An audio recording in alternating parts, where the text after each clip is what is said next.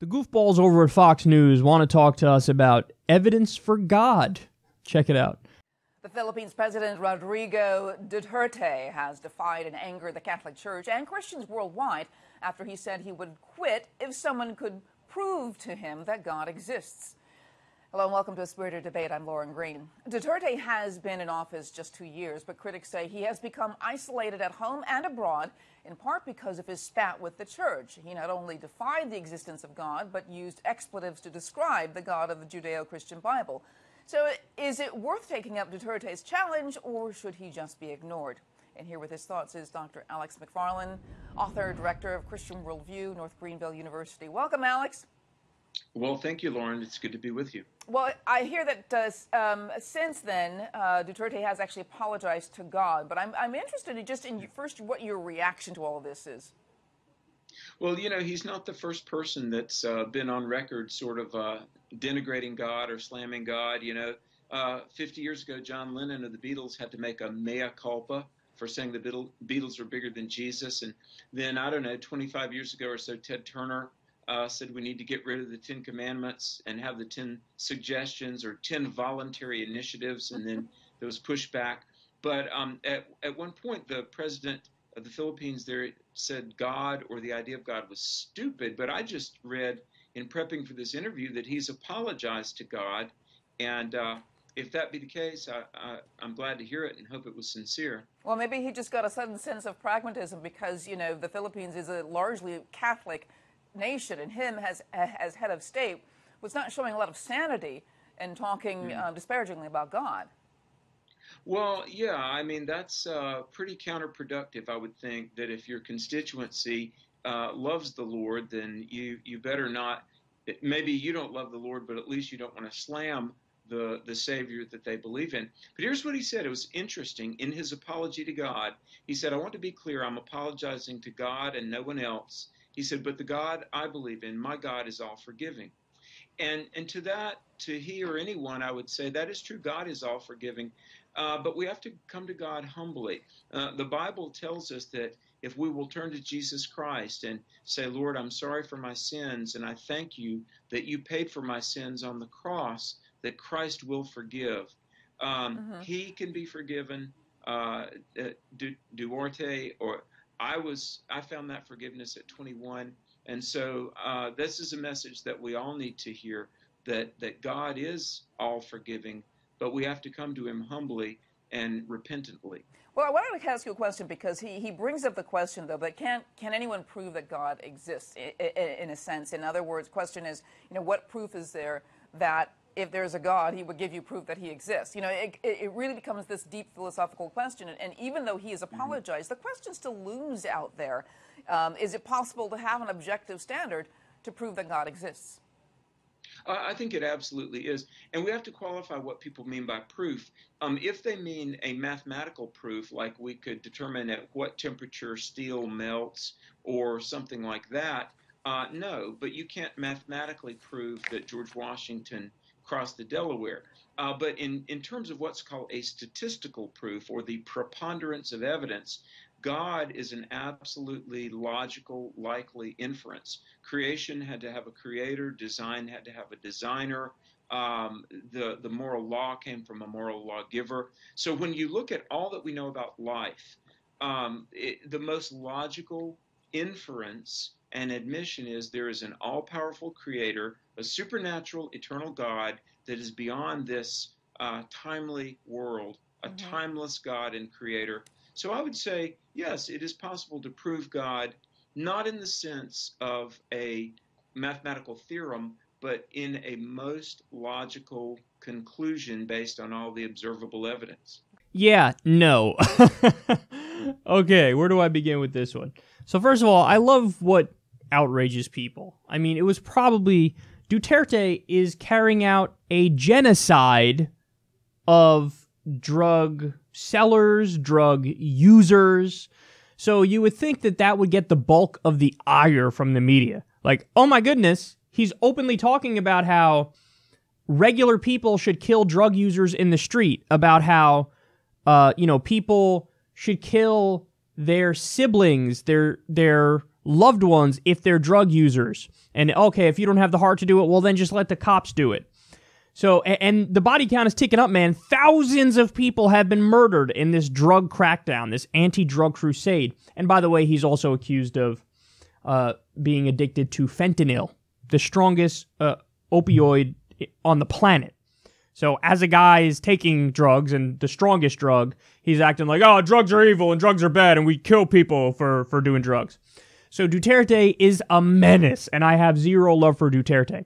But the thing about, I'll quit if you prove to me God exists, I'm sure it was an offhanded comment. I'm sure Duterte is an atheist, not an atheist because he's an intellectual and he actually, thought about it and, read about the topic. No, I'm sure he's an atheist in the same way that, my friend's uncle is an atheist, which is like he's angry at the world for whatever reason, and he's just like, there can't be a God because I'm not a happy person.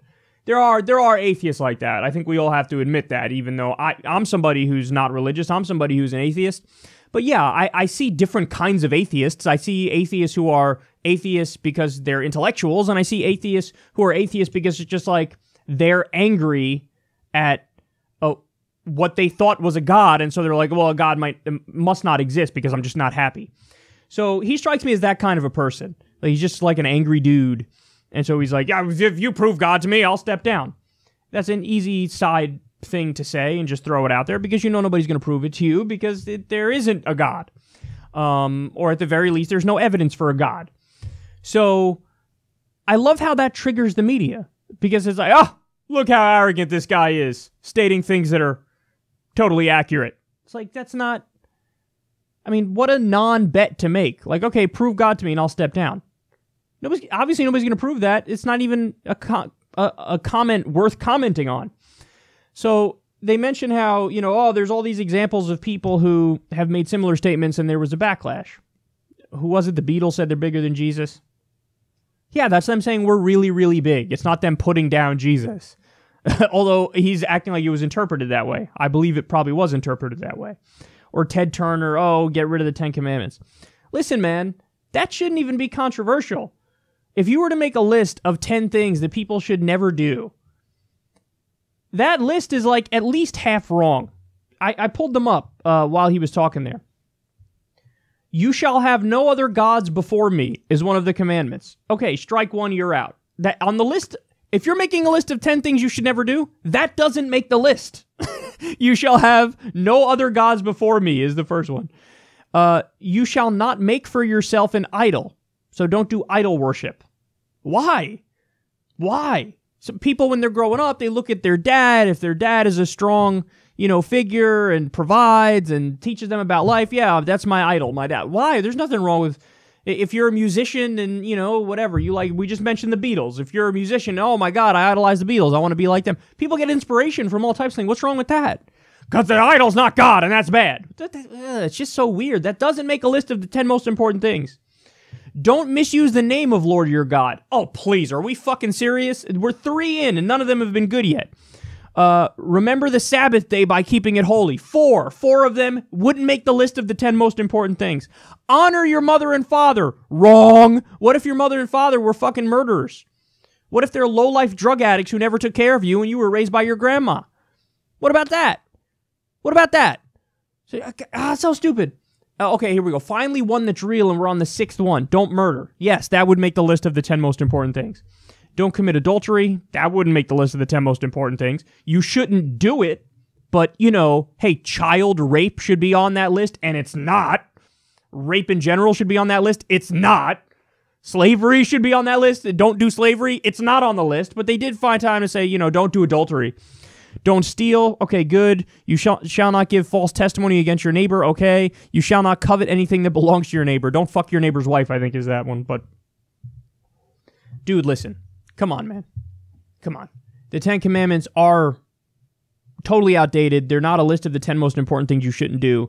Just because a few of them are good, like don't murder and don't steal, people are like, well, obviously that's the list of the things you should never do coming straight from God. No. If it was straight from God, 10 out of 10 would be the things you definitely shouldn't do. Now let's get to the meat of it, though. he says, well, is it possible to prove God? It's not mathematically provable. Okay, thank you. That's correct. It's not. But it is statistically provable. What? If you look at the preponderance of the evidence. What evidence? What are you talking about, son? And then he says, well, hey, the design had to have a designer. Listen, here's the deal. That argument falls apart just by doing a little bit of logical deduction. So, okay, in order for everything to look so intricate, and in order for everything to seem so complex, I mean, look, I have an eye. My eye is capable of seeing what's out there in the world. So my eye must be so complex, and it's so designed that it must have a designer, or else my eye wouldn't function properly. So the reason why that's bullshit is any god that would have had the ability to do all of this creation, all of this designing, make all of this complexity, that god, by definition, would have to be way more complex than this world. The designer has to be way more complex than the thing that they designed. But then that begs the next question. Who designed the designer? So if something this complex had to be designed, okay, well then we had a designer. But that designer was also complex. In fact, even more complex than us. So who designed the designer? And then who designed the designer of the designer? If complex things need to have a designer, then that's a never-ending chain backwards of somebody had to design the designer, and then somebody had to design the designer of the design, and then somebody had to, and so on and so forth. So that's not an argument. That's not an argument, because you're actually, what they're doing is, and they don't realize it, but what they're doing is scrapping one question and replacing it with an even harder question. See, they think that's an answer. That's not an answer. It's the lack of an answer. Because you just proposed an even harder question. If something complex needs a designer, well then our designer is even more complex than us. So who designed the designer? So, now listen, I don't know. I don't know the nature of the universe. I don't know how everything is the way it is. I'm not a fucking genius over here. I just know that what this guy's saying is bullshit. And I think on some level, he knows it's bullshit. And if he didn't know it was bullshit, show him this clip. And by the end of it, if he's being honest with himself, he'll know that what he said there was bullshit. And the final point is, and this actually is funny that I'm covering this today because I just had a run-in with Ben Shapiro on Twitter about this a few days ago. He tweeted something. So Ariana Grande released a goofy song like God is a Woman. Or there's no evidence for God, and why are we even talking about God? Let's not talk about a wizard in space. That's my song. No wizards in space. No Jigglypuff in space. There's my song, Ariana. You like that? Sing that one for me. Okay, so she releases a song called God is a Woman. Silly, whatever. I didn't listen to it. I don't care. Ben Shapiro takes that song, and he, tweeted something, hashtag, and he doesn't know how to do the hashtags properly when you do a long hashtag. You got to capitalize the beginning of each letter, or else it gets lost. He said something like, God is, outside of is real and outside of the realm of space and time, or something like that. And then I responded to him and said, what happened to facts over feelings? This is the guy, I care about facts over feelings. But then you're going to tweet about like, God is outside of the fucking realm we know of, but he's definitely there. That's not fact. That's your feeling. So that's what this guy said. He goes, the preponderance of the evidence suggests that God is beyond this world. There's literally no way you can know that, because beyond this world is by definition beyond the world. So you're in the world, you're not beyond the world. So to say like, oh, God's beyond the world, you don't fucking know? Dude, listen, the only intellectually honest positions are agnostic and atheist. Okay? Agnostic is just somebody who gives a straight up, flat out, I don't know. I don't know. I don't know. Atheist is somebody who says, I don't know, but I haven't seen any evidence of, therefore I'm going to default to no. Those are the only two intellectually honest positions. If you deviate from that, you're lying to yourself. To yourself. It's not about me. It's not about anybody else. It's about you. You're lying to yourself if you do that. So, anyway, that's my long segment here. But Fox News talking about God in 2018 and doing this thing where they're pretending to be serious. Well, it may not be mathematically provable, but the preponderance of the evidence suggests that it's statistically possible. Fuck off. Fuck off. You're not making any sense, and you probably know it on some level.